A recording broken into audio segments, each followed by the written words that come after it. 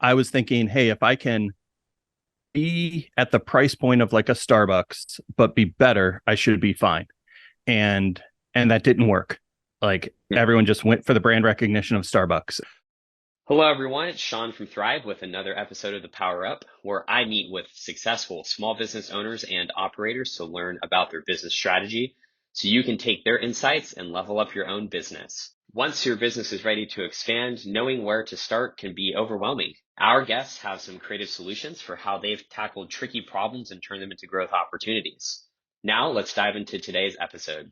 Hello, everyone. Our guest today is Matt Kellso, founder and owner of Sagebrush Coffee. From eating coffee beans like candy as a kid to working in coffee shops every day as an engineer to trying to recreate his favorite roast of coffee on a stovetop kitchen, Matt's passion for coffee finally turned into a career in 2012. Matt was determined to make high quality coffee available to everyone, which highlights the hard work of the farmers, processors, and exporters. That's why Sagebrush opened as an online store first. But 9 years later, they opened a coffee shop in Chandler, Arizona, with a focus on providing education tools to serve the needs of premium coffee lovers. So, Matt, you ready to get started? Yeah, that's great. All right, Matt. So, tell us a little bit about your your first start with the online store. Why did you start with an online store for your coffee shop? It kind of goes against the normal thought of a coffee shop. But why did you start with online? So it was 2012 when I actually bought myself a coffee roaster that no one should have as their personal coffee roaster. It was just too expensive, too nice. And maybe a month or so later, my wife's stove broke and she commented that she needed a new one. And I said, okay, great. You've got an $800 budget. And she said, you just spent double that on a new roaster. And I'm like, yeah, well, we drink coffee every day. And she's like, yeah, do you know how I use a stove? So anyway, long story short, I decided to start a business to try to pay for my habit. I was working full time as an IT director and a marketing, like digital marketing manager. And so I knew online marketing. So I started the Mhm. business just saying, hey, let me see if I can sell this stuff online. So we did that in 2012. It worked. We bought a couple of more roasters to be able to support the volume. And by July of 2013, we were just running full speed ahead. Really? So were you at that time were you selling to retailers? Who was your target audience that you were selling the coffee beans to? Yes. So when I first started, I was thinking, hey, if I can be at the price point of like a Starbucks, but be better, I should be fine. And that didn't work. Like everyone just went for the brand recognition of Starbucks. And so then a few, I don't even remember how far into the process it was, where I got a sample of a coffee that was just really, really good. And it was outside of the price point to be able to sell at Starbucks's price. And so I did it anyway, said I'm going to mark it up and just see if there's customers out there. I actually wrote a blog that said, please don't buy this Kenyan coffee because I want to drink it myself. And by the end of like 24 hours, I sold out of it. And I was like, oh, okay, this is who we are. And then started to focus on getting the best coffees I could find. And so over time, we just started getting better and better and better coffees as I started to learn that side of the industry. And here we are. Very cool. And how do you go about, I have no historical experience in this arena at all, but if you're talking to me or someone that's interested in getting into something like this, how do you even go about sourcing coffee? Yeah. So early on, when we were small, it was a lot of relying on coffee exporters throughout the countries that we work with. Some of them are importers, some are exporters, and just trying to work with them to find what we actually liked, what worked best for my palate and my roasting style.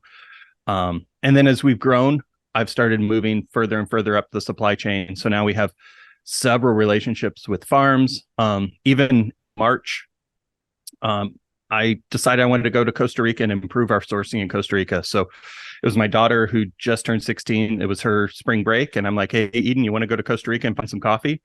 And so I just WhatsApped a few people that I knew in Costa Rica and said, hey, I'm coming. Help me find some coffee.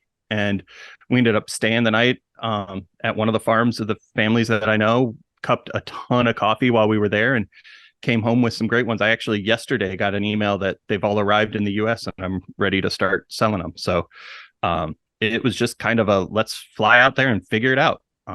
So it varies. I can't Wow. really do that in Africa, but Latin America, it's very Sure. easy to get down there and go source them. Yeah, for traveling's sake. Yeah. What's your palate? What's your favorite type of favorite roasted coffee? Oh man, that's an impossible question to answer. That's like the what's your favorite movie question, and I've got them all categorized. Yeah. But I historically have always loved the complexity of an Ethiopian coffee. A dry process that has a lot more fruit notes to it has always been just where I've landed. However, as this last year and a half, we've been sourcing some coffees. My son and I've traveled to Origin. I have 3 kids. I've traveled to Origin with each of them. And last about almost exactly a year ago, my middle child and I went to Colombia to judge their best cup competition. And so we cupped over the course of a week, something like 150 different coffees, ranked them all, scored them all, and came home with a few that we just scored as outstanding. And there's a Colombian geisha that we have that I'm literally drinking right now that every sip, I'm just like, oh my goodness, that's a good cup of coffee. So it's hard to know. I mean, this one's the geisha variety, which if you think of coffee, like you think of apples, where there's lots of varieties of apples, there's lots of varieties Hmm. of the coffee plant. And the geisha variety generally is more floral and complex and pretty expensive. And this one Yeah, is one of the best I've ever had. that's great. Similar question. What's the best way to brew a cup of coffee in your opinion? Oh man. Um, it depends on what you're drinking. So I think the staple go-to way to brew a cup of coffee is a V60 pour over.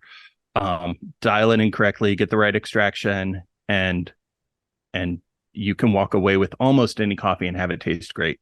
And that's what we do on bar here. However, I have a barista that's been playing with actually blending this geisha with another coffee that we have from Ethiopia and in a shot.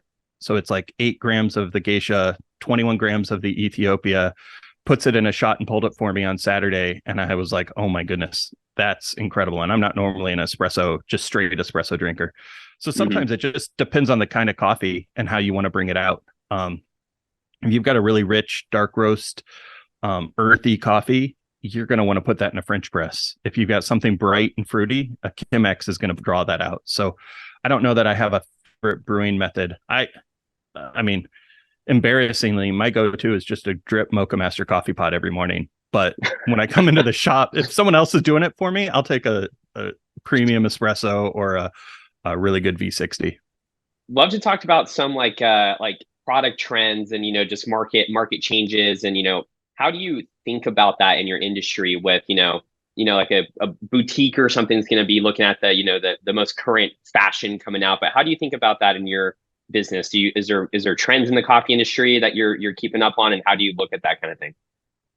Oh yeah, I'm sure this is the case in every industry that you just got to see where the trend is and ride that wave. But in the 10 plus years we've been doing this, we've hit several waves.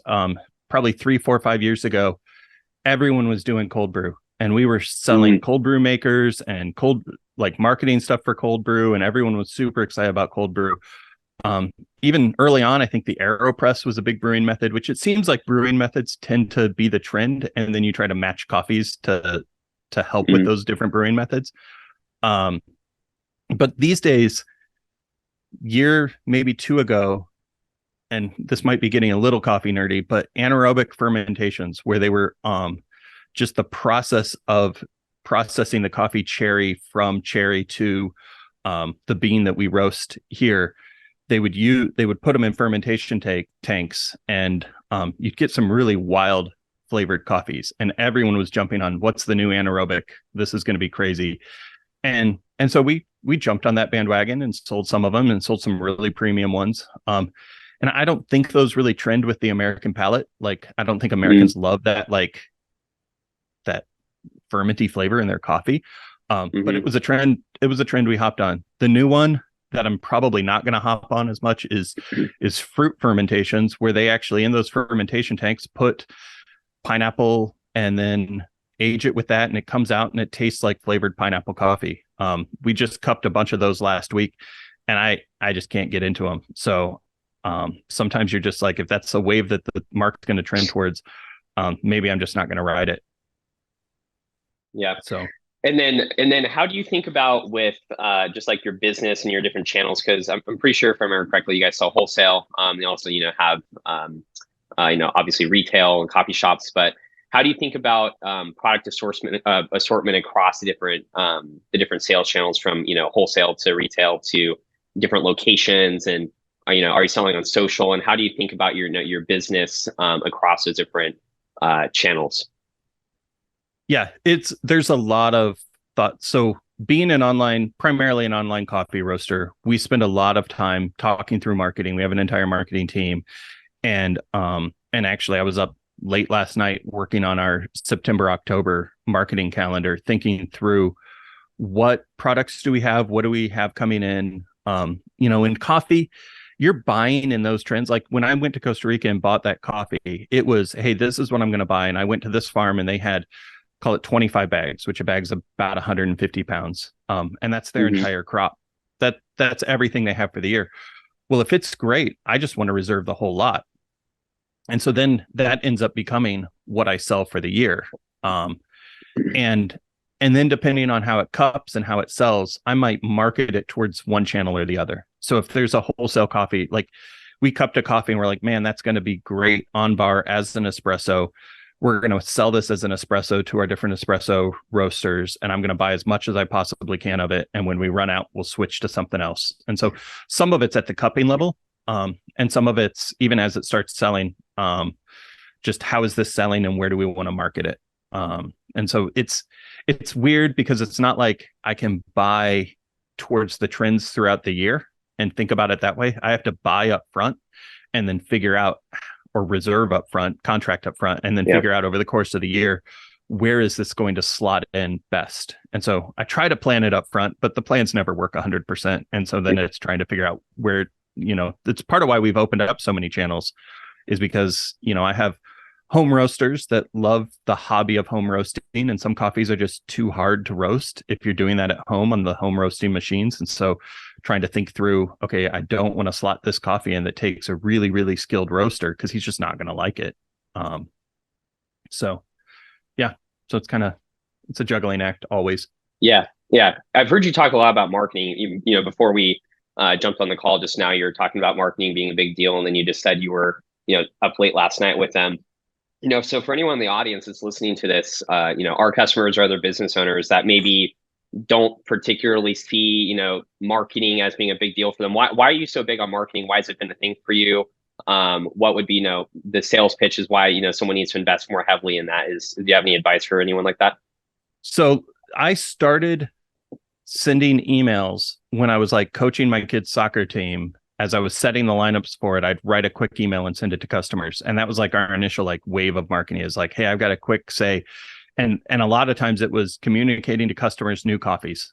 And as we've evolved, and that's evolved, and just trying to get our coffee in front of as many eyeballs as possible, I've started to learn like where are the different areas online, and that's 100% of our marketing is online right now. And so what are the areas online where we want to find, I hate to say it this way, but just find eyeballs that might buy our coffee, and then put our product in front of them as many times as possible. And so when I talk about marketing, clearly our regular customers, giving them those same emails, updating them on trends in the coffee shop, trying to connect them emotionally to our business. It's a family run business. And so we regularly talk about the family. And when things, even trials go on in our lives, we put that in front of the customers. And a big piece of that is, when I'm an online business, it could be, they don't know me. It's not like the coffee shop where people walk in and them every day. And we've got customers in the coffee shop that,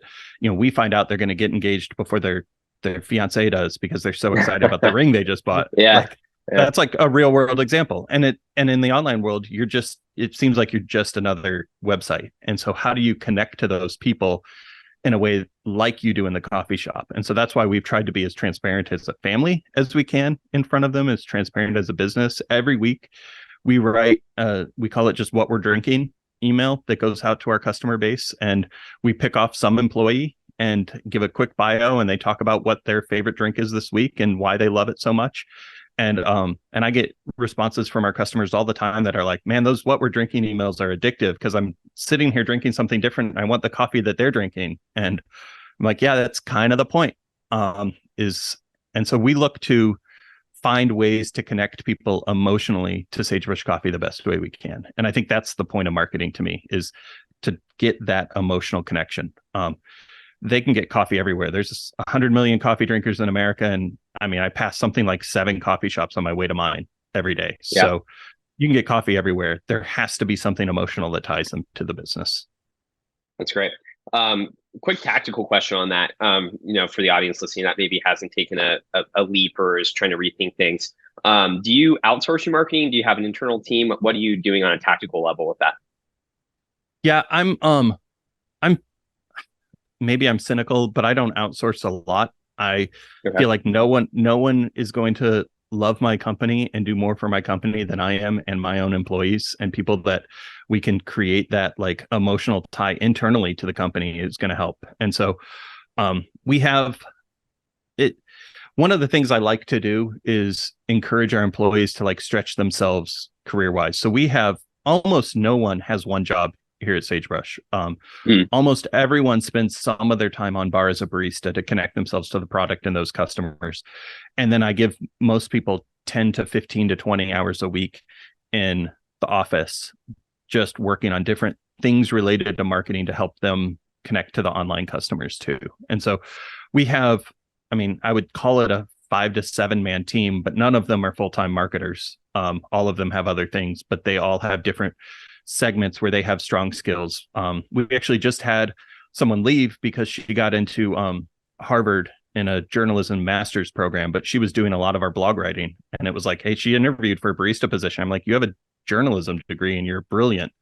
Like, you should be writing for us. And so she split her time doing that, and she was awesome. And so we try to do that a lot. Like, one of the guys that actually is helping us with a lot of the video, he's a voice actor and does voice acting on the side. And I'm like, hey, can you help me with just setting up our video and setting this stuff up? So when it comes down to it, we have a lot of internal resources where I try to leverage people's talents as they're starting their careers out, and help give them an opportunity to exercise their hobbies and see if it's where they want to go with it. So it's been fun. Yeah. Do you have any sort of like corporate benefit for employees where you maybe give them a Coursera membership or a Skillshare membership to go on and like, further educate themselves on these types of topics? Anything along those lines? No, but that's a great idea. There you go. Never even thought of that. I'll send you a bill. Yeah. Send me an affiliate link so you can get some kickback on it. Okay, great. Yeah, I've heard of stuff like that, and it's just folks listening might be curious about how they can get their employees to do more of what you're doing with yours, and I've heard those tend to work pretty well. So okay, that's great. All right, Matt. Well, let's start to get wrapping up. I have 5 quick response questions for you, and then we'll be calling it a day. Sound good? Yeah, I'm awesome at those. All right, we'll see how they go. I'll keep you all put you on a buzzer. All right, number 1, what's your fastest growing sales or marketing channel? Easily the coffee shop. It's not even physical close. Coffee shop. Yeah, the physical coffee shop's growing like crazy. Okay. How many locations are you at right now? Just one. Just one. Okay. Are you trying to expand to multiple anytime soon? Yeah, we are building an internal lab that's going to train baristas. I want to be the best or most skilled coffee shop in the Valley, and I need to train baristas to grow. So we're building a lab in the shop to be able to train baristas so we can expand. Hope to expand. I told my wife when we opened the shop I wanted 5 in 5 years, and we're at year 2, so I got to catch up. There we go. Love that. What is your favorite resource? It can be like a blog, a YouTube channel, anything to grow your skills or your business. Ooh, I don't even know. I mean, honestly, I just read books. So any book I can get my hands on. And there's a lot of them out there with coffee. I've got a few textbooks, but I love to read books. So I'm Okay. always reading.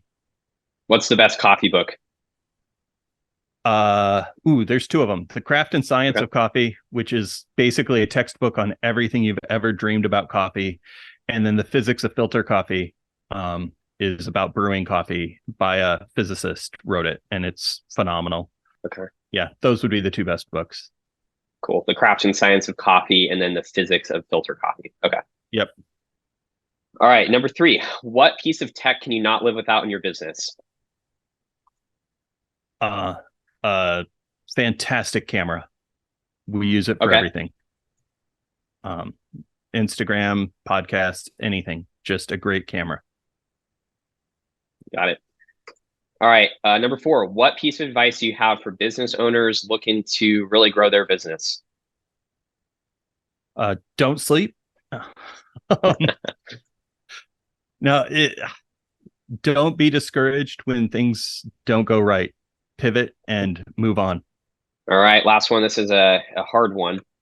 Where can our listeners find you? Every Google Sagebrush Coffee. We've got a YouTube channel, Instagram, um, and a website, obviously. And then we're in Chandler, Arizona, in our coffee shop. So Google Sagebrush Coffee, and you'll find us all over the place. Great. All right, Matt. Well, thank you so much. Really appreciate your time. Thanks. Thank you. Thanks for the time. Thanks for listening to another episode of the Power Up by Thrive. I hope you enjoyed our deep dive into strategies that you can use to grow your business. If you're ready to take these ideas into the real world, head over to thrivemetrics.com. That's THRIVEMETRICS.com to sign up for a 30-day free trial of our business management software.